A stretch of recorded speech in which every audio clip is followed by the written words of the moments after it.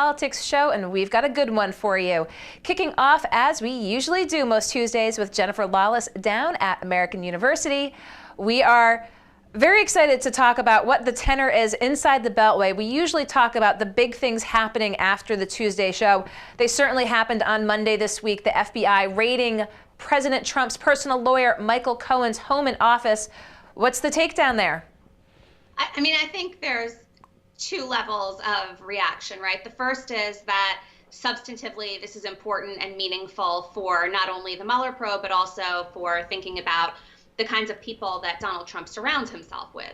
But beyond that, there's Donald Trump's reaction yesterday, which was just jaw-dropping. And I'm not sure that anybody really knows what to make of it, because it was just long and inappropriate and very off the cuff, which isn't unusual for Donald Trump, but he has been a little bit quieter when it comes to Michael Cohen and Stormy Daniels. And last night, that pretty much ended. So we've talked about Stormy Daniels since before her appearance on 60 Minutes, afterwards as well. I think last time we talked, it was a little quiet on that front, but this is what you've been pointing to, and other experts as well all along, is the money trail, or potential for the money trail. You know, as I said, should we play previous clips of interviews that we've had? Is this sort of playing it out as you had possibly anticipated? It is, although it was a little bit more dramatic than I would have expected, right? The FBI raiding not only his office, but also the hotel room where he's staying because there were renovations being done to his house or something, is somewhat more, I think, high drama than we would have expected. But the other thing is, we're learning as the hours pass that this wasn't only Stormy Daniels related. What they were also looking for was evidence of payments to two other women who claimed that Donald Trump made arrangements with them also to keep quiet. And so, you know, this is a situation where all of these pieces suggest a lawyer who's willing to lie for his client, and a president who's willing to do anything he possibly can to, when he was a candidate, cover up things that might deem him illegitimate as a presidential candidate on the Republican side. So what now? We've seen the raid happen. We've seen all the attention paid to it. Obviously, we know sometimes the wheels of justice don't move that quickly.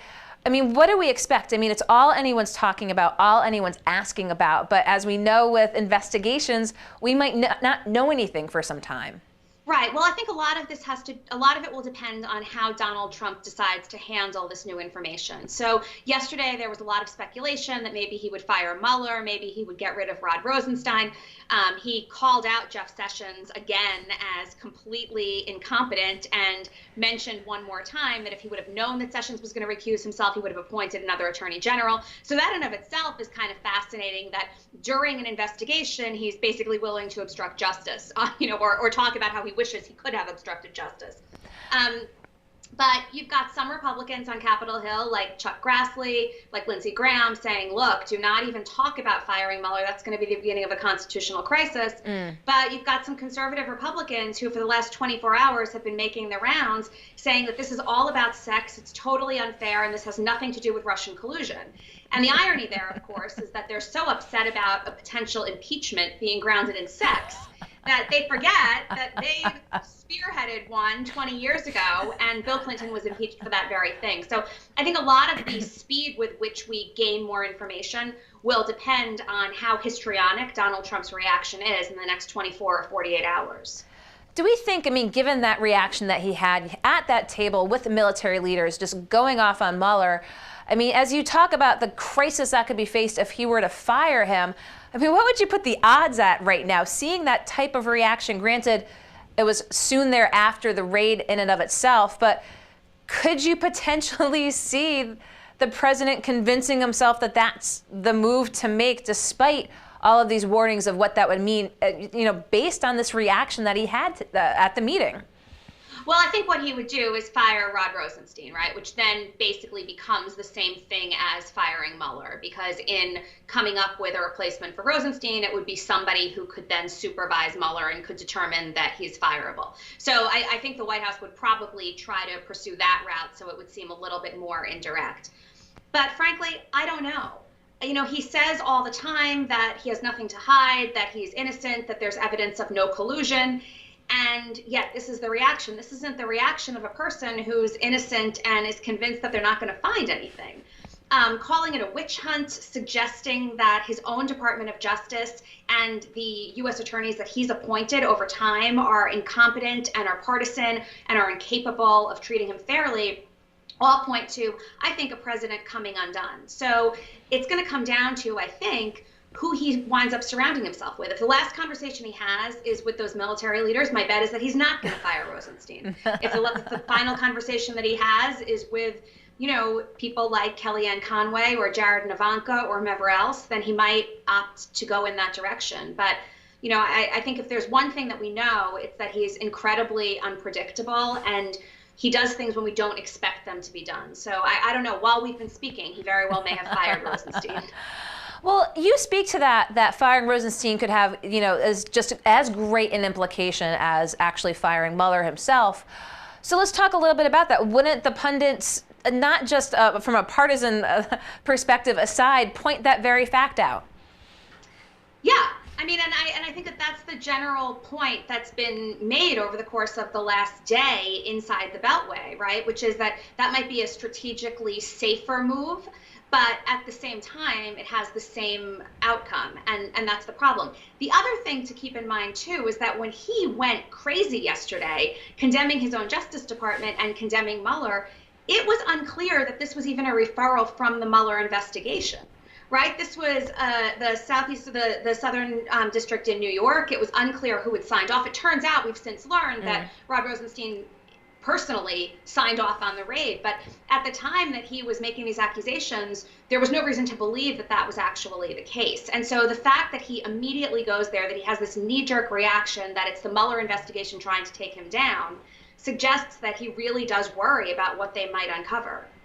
And let's talk a little bit. The president was supposed to go on a trip out of the country, put that on hold, said he's sticking around for Syria. Do we think the president's really sticking around for Syria? No.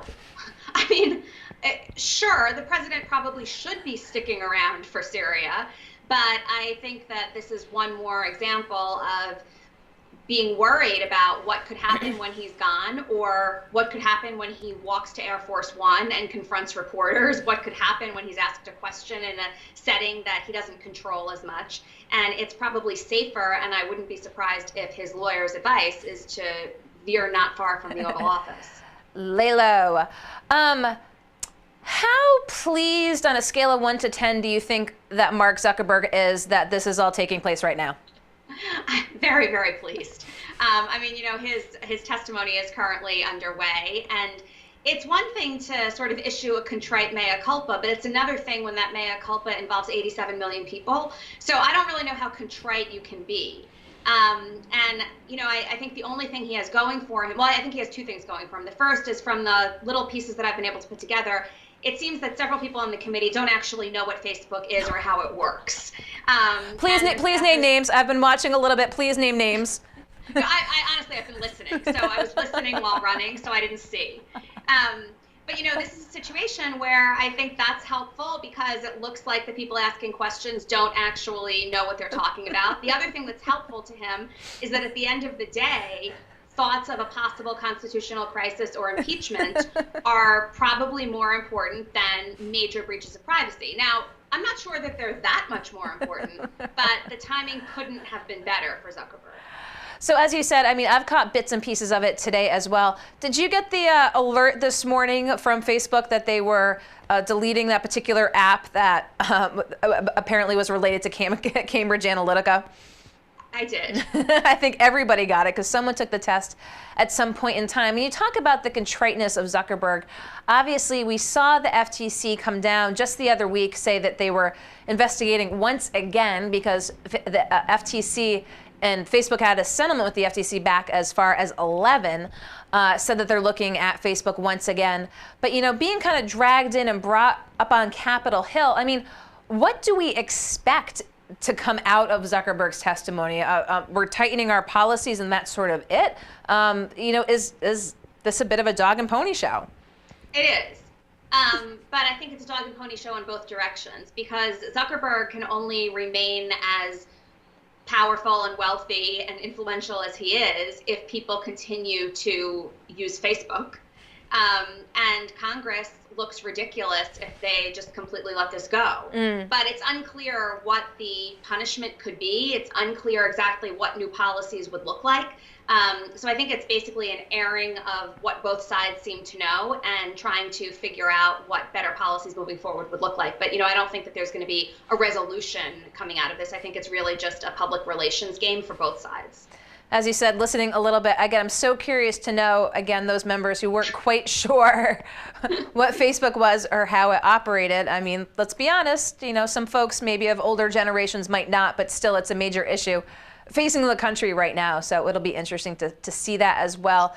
I mean, the other thing I will say somewhat in some of these members of Congress's defense is I've followed this pretty closely, and I'm not exactly sure how all of the data sharing happens either, and sort of what gets captured or how and to whom and who gets access to that. And so it is a little bit more complicated, but I don't have a staff and I don't have a committee that has a staff that can begin to research and answer these questions and provide me with the information that I need to not sound like an idiot. Give you your little briefing notes on the way to the hearing room. Yeah. So is there anything else that anyone else is paying attention to in DC right now? I mean, the one other thing is yet one more administration official either was fired or resigned. So John Bolton, on his first day on the job, did what a lot of national security advisors do, which is replace some of the people that are already there. The difference is that he only deleted, he didn't replace. So it's unclear who's going to, take these positions. But Bossert, who left today, was on the Sunday morning shows this weekend defending the administration's position on a wide range of issues. And as far as I could tell, I rewatched some of those clips. It doesn't seem that he in any way, shape, or form had any idea that there was an end in sight 24 hours later. So, the roster of fired and disgruntled Trump officials is growing and growing and growing. And that's also bad news for Trump as the Mueller investigation comes to a close, because as the list of people who have no loyalty toward him grows, that means that they're going to be more likely to share information that they might otherwise not come forward with on their own. And you speak about him taking the rounds on the Sunday news shows. Do you not think, was there any thought maybe he was singing for his supper a little bit, trying to tout the party line to sort of maybe save his head from the chopping block? I mean, probably. And you'd think that normally the administration wouldn't say, okay, go out and do that, if they knew that they were chopping it off the next day. Of course, I say that, and then I think back to all of the other people that they've treated the same way and they've paraded out to basically humiliate themselves. So, I mean, in the game of The Apprentice, this is what happens. We shouldn't be surprised that this is what happens inside the White House. And with John Bolton, again, now taking the position, is there a little Bolton watch going on right now, kind of keeping an eye on any sort of hawkish tendencies that might emerge or reemerge, as we should probably say? I think so, although again, I mean, that I assume was supposed to be the main focus of the news day yesterday, and sort of what he did his first day and what he said and what meetings with the other military officials would have looked like would have otherwise garnered headlines. But, the FBI raid kind of knocked that off, which probably from Bolton's perspective is the best news he could have asked for also, because if he's able to sort of segue into this job without as much criticism on day one or day two, he might feel a little bit more comfortable once he gets his footing to refute some of it. It wasn't like John Bolton redux when we had former U.S. Senator Link Chafee here on GoLocal Live, who revisited the highlights of John Bolton's career to date. So, one of the more exciting weeks and a number of exciting weeks from down inside DC. We certainly look forward to talking with you again next Tuesday, Jennifer. Appreciate getting your insights as to what's happening inside the Beltway. Thanks so much. My pleasure. See you next week. Jennifer Lawless at American University. Usually get to pick her brain on Tuesdays about what the talk is inside the Beltway. Of course, the FBI raid on President Donald Trump's personal lawyer, Michael Cohen, the fallout from that now. Might be a very different conversation we're having this time next week, but we'll bring you the latest in politics from DC here in the Navigant Credit Union Broadcast Center. Don't go anywhere. We're going to get very local politics with attorney Tom Dickinson. This is the latest, stemming again from the 2011 pension reform. The retirees still fighting for their COLAs. We'll be right back.